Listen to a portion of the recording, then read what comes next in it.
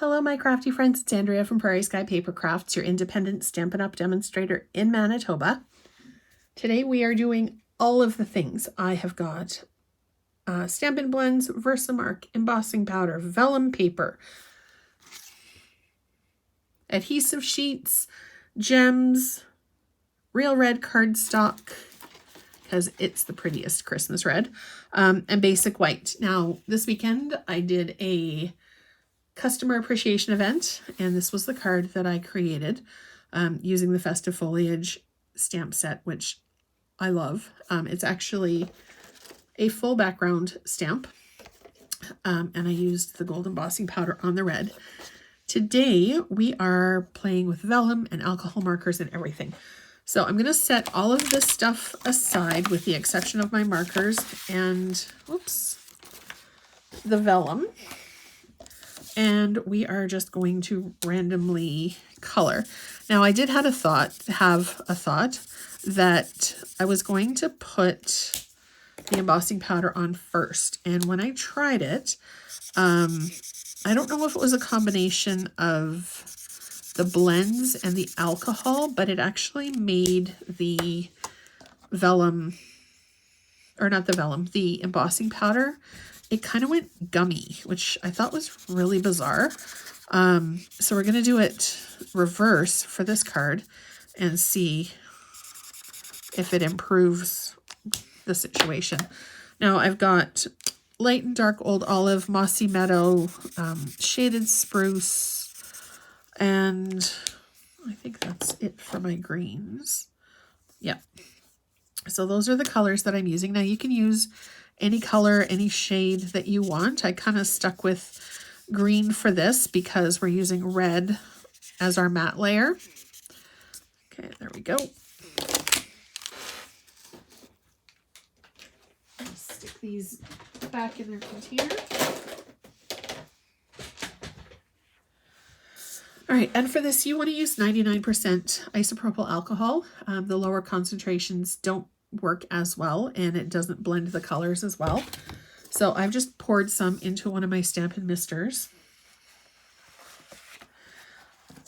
And I'm just going to grab a piece of paper towel to protect my work surface and also to catch any drips that might happen. So we're just going to do a couple of spritzes here until we see our ink starting to move a little. And then we're just going to help it along the way. You can use your heat tool on it to help the colors move a bit more.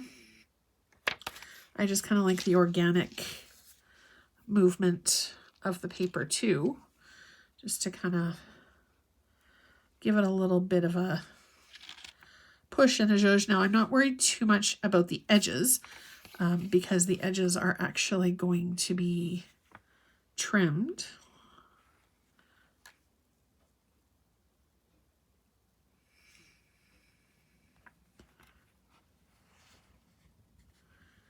And then once you're happy with how it looks, I'm actually going to get it to run down a little bit more.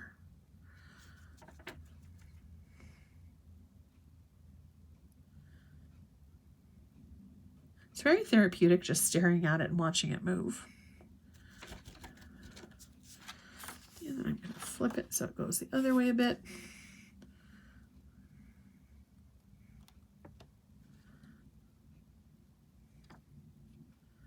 Then you can manipulate the paper however you want, just to kind of get an interesting little bit of texture.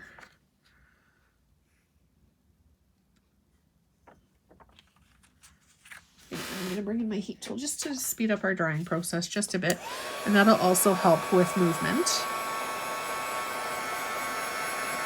And if you don't love it, you can always go back and add some more ink to it. I'm going to make sure that it's really, really good and dry before we move on to our next step.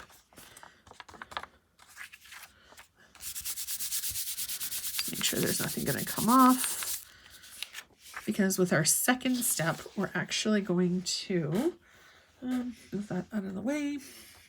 I'm going to bring in our stamp. Oops. I experimented a little bit with it on acetate as well. Loved how it turned out. Okay, now I'm bringing in Versamark for this. So we're just going to ink up our stamp. And then before we get too into the idea of adding our embossing powder, I've got my embossing buddy. I'm just going to give it a quick little wipe just to make sure that it's not going to have embossing powder stick anywhere that I don't want it to. Okay, well, you're not being helpful right now. There we go. Okay, so I'm just going to make sure that, there we go. Actually, this is a really good way to season your stamps as well before you apply a darker color, because it can stain your stamp. If you wanted to, you can season it first with Versamark, and then it'll be easier to wash off. So I'm just going to hold it, whoops, by the very edge. And I like to hold it off to the side and then drop it flat. Now I'm going to use my embossing buddy to push down. Normally I would either have it on my Stamparatus or just use my hand. The reason that I'm using my embossing buddy is that I want to make sure that the embossing powder is not going to stick to the back. And when you're done, you want to lift it straight up so that you don't get any of those weird little smudgy areas. So I've got it done. You can kind of see, I think, a little bit from the sun where my stamp is. So I'm just going to grab my gold embossing powder.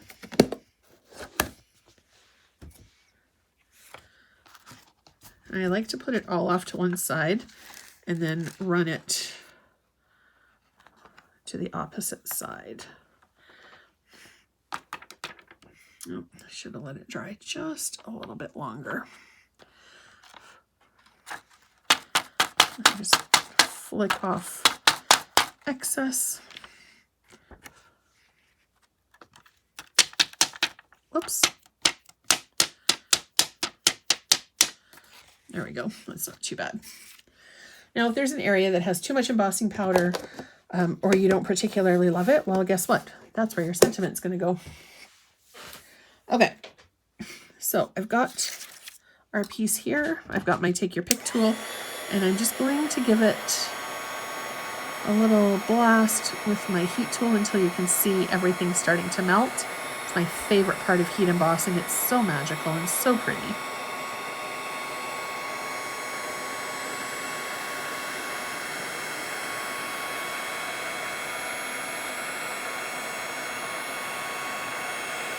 If you have a pattern that's non-directional as well, you can absolutely use your alcohol technique on one side and then go ahead and do your stamping on the other side, because it'll show through. So I really like how that turned out. I'm just going to let it cool for a minute or two, and then I'm going to prep my cardstock with my adhesive.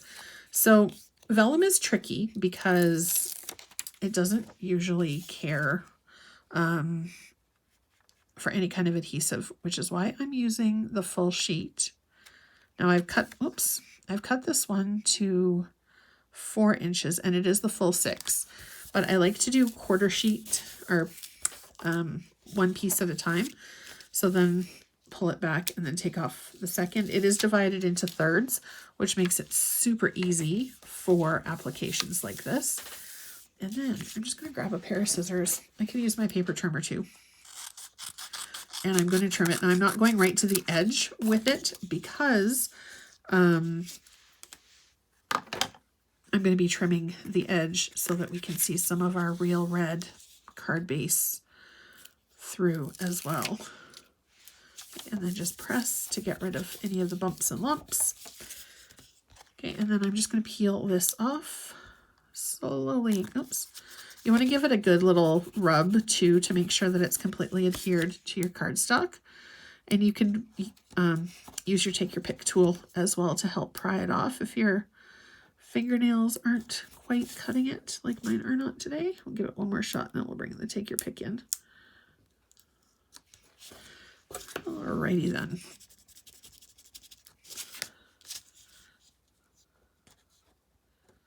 There we go.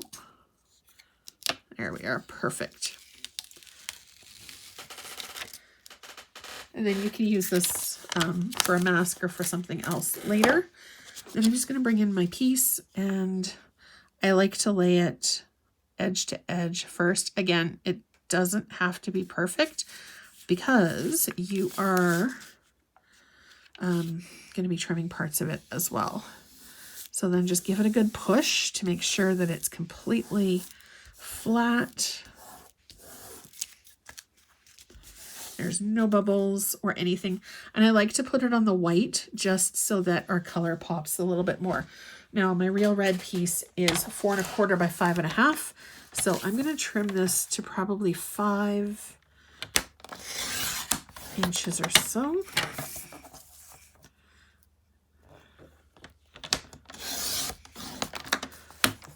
And then I'll do it to 4.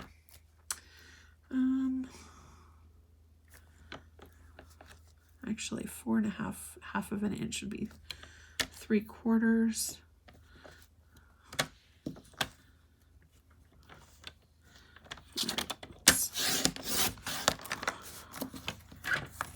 There we go. And then we're going to line it up to 3 3/4 there. So that we've also got edge to edge coverage.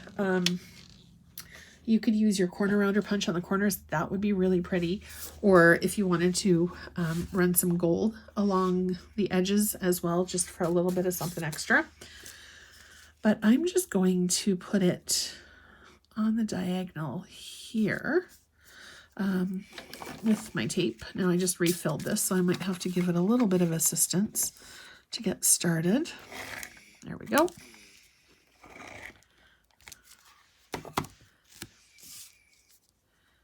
So then we'll just go corner to corner.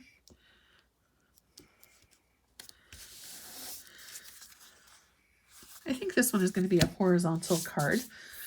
So I've got some gems here as well. I'm just going to simply add I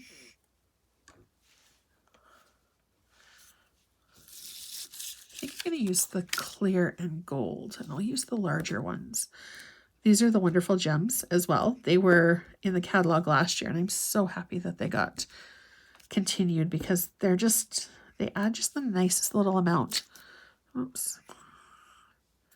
Perils of cats in the craft room.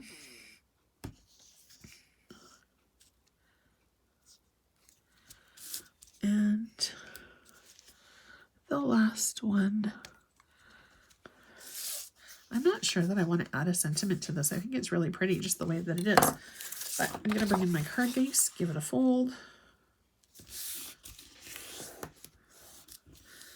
I do have a little bit of embossing powder on my desk, so I will be bringing in my Swiffer sheets to help clean that mess up. I haven't found anything that is as good at picking up the little bits as that stuff is, though I do have some microfiber cloths that are pretty fabulous for it too. All right, so our card base, I like to start lining it up at the bottom corner and then take it right to the edge of the spine before I place it down. And there's our card. All it needs is a sentiment. I'm not sure I'm going to add one, but we'll see. So thank you so much for watching. I hope you have a fantastic day. And don't forget to hit subscribe down below to be notified every single time a brand new video comes up. There's also a link down below that will take you over to my newsletter sign up so that you can get a weekly blast of inspiration and information. I also include some classes and some specials in there as well. Thank you so much for watching. I hope you have a great day.